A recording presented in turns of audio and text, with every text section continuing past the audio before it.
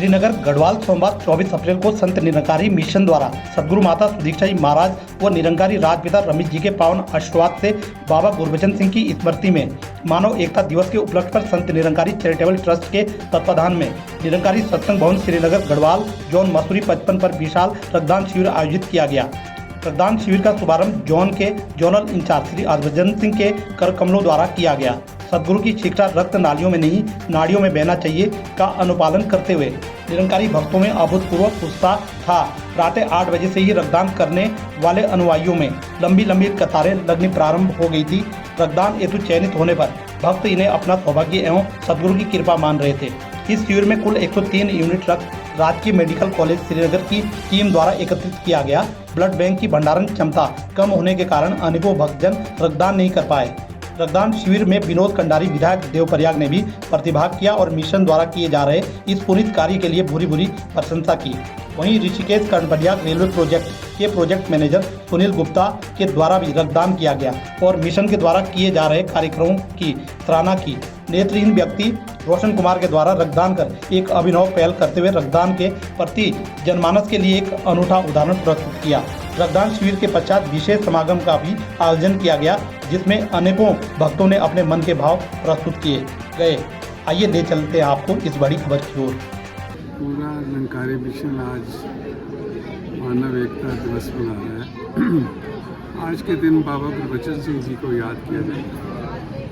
24 अप्रैल सन 1980 को उनकी हत्या कर दी गई थी, लेकिन सतगुरु बाबा हरदेव सिंह जी महाराज ने 1986 में लड़ी शुरू की, रक्तदान शिविर की और ये कहा कि रक्त नालियों में नहीं नाड़ियों में बहना चाहिए। तब से ये लड़ी शुरू हुई है और कल देहरादून में एक विशाल रक्तदान शिविर हुआ, जिसमें हमारे कैबिनेट मंत्री गिरीश जोशी जी ने उसका उद्घाटन किया और कल 381 यूनिट रक्त इकट्ठा किया और कल रात को चल के मैं यहाँ आया हूँ। यहाँ भी बहुत उत्साह है कि 100 से ऊपर यूनिट रक्त दान होने की संभावना है। श्रीनगर ब्रांच है हमारी पौड़ी जिले की और यहाँ पर 300 यूनिट से ऊपर, क्योंकि और साथ ही साथ आज सत्संग भी होगा पूरे विश्व में। बाबा गुरबचन सिंह जी आज मानव एकता दिवस भी मनाया। सुबह से देखने को लग रहा है कि यहाँ श्रीनगर के ऐसे जहाँ पर देवी देवताओं का निवास भी कहा जाता है, तो सुबह से बहनों की लाइन है और भाइयों की लाइन लगी हुई है। क्या संदेश आप यूथ को देना चाहते हैं? जिसने इस प्रभु के ज्ञान को समझ लिया वो तन मन धन गुरु को समर्पित कर देते। फिर आवाज़ आई कि ये रक्त देना है और सतगुरु की आदेश को मानते हुए लाइनें लग जाती हैं। यहाँ तक कि कुछ बहनों का होमोग्लोबिन कम होता है तो वो उदास हो जाती है, आंसू आते हैं कि मेरा रक्त किसी के मानव के काम नहीं। इस तरह की भावना सतगुरु ने इस वक्त माता सुदीक्षा जी ने कूट के भरी है और ये उन्हीं की कृपा से, क्योंकि आज वर्किंग डे है फिर भी लाइनें लगी हैं। ये सतगुरु की अपनी है। कितनी यूनिट होने की संभावना है आज? करीब 100 यूनिट होने की संभावना। मानव एकता दिवस 24 अप्रैल 1980 में बाबा गुरबचन जी की शहीदी हुई थी, तो तब से ही बाबा हरदेव जी के पास संत महात्मा गए। बाबा जी हम खून का बदला खून से लेंगे, लेकिन बाबा जी ने जो शब्द कहे कि नहीं, उन्होंने रक्त नालियों में बहाया है, हम रक्त नाड़ियों में बहाएंगे। और सभी मानव जो एक दूसरे से बिछड़े हुए हैं, जो अपने निज रूप को नहीं जानते हैं कि हम सब एक पिता की संतान हैं, हमारा सबका पिता एक है, तो बाबा जी का यही उद्देश्य था कि हम सब एक को जानकर एक हो जाए।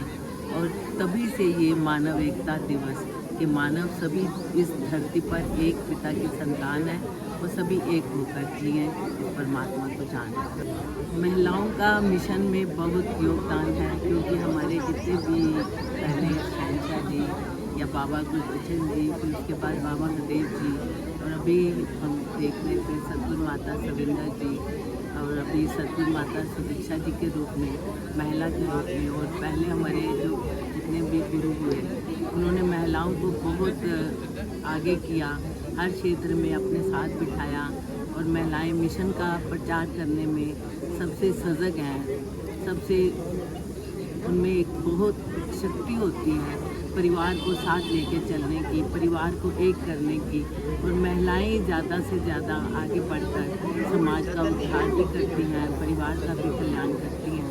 तो इसलिए महिलाओं में ये शक्ति ज़्यादा है कि वो बढ़ चढ़कर आध्यात्मिकता की तरफ आए। सर्वप्रथम तो मैं अपने सतगुरु माता सुदीक्षा जी महाराज का हृदय से धन्यवाद और शुक्रिया अदा करना चाहता हूँ कि उन्होंने हमें ये मौका दिया।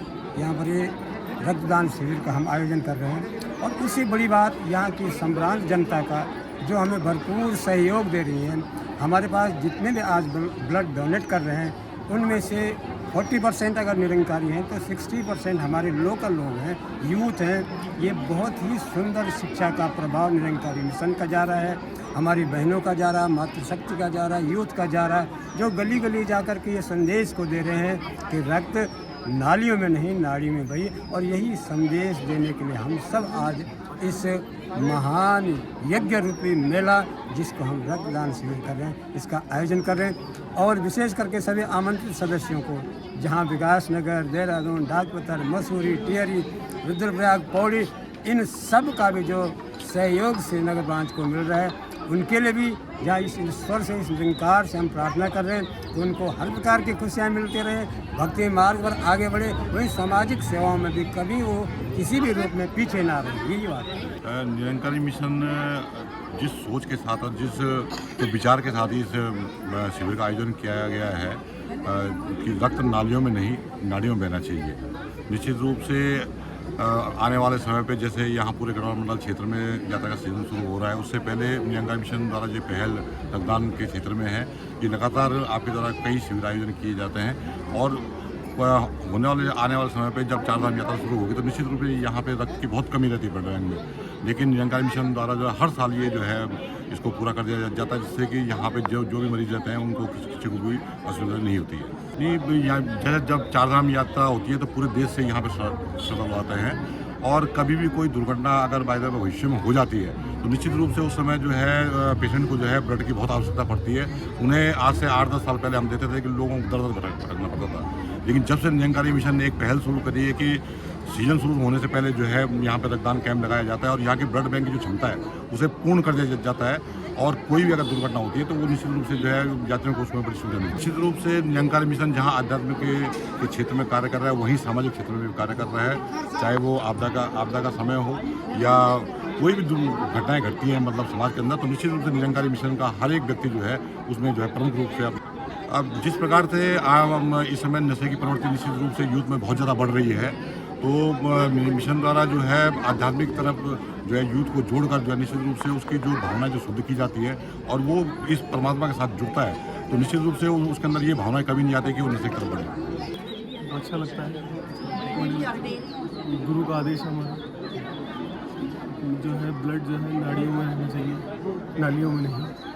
तो उसी क्रम में हम निरंकारी से ब्लड डोनेट करते हैं और बहुत अच्छा। जहाँ यूथ आज की डेट में नशे की गिरफ्त में जा रहा है, आप इसके बारे में क्या संदेश यूथ को देना चाहते हैं? नशे के लिए तो गलत है ये सारा सब कुछ, मगर सत्संग से जुड़े और गुरु की बातों पे हम जो है उनकी वचनों पे चल पाए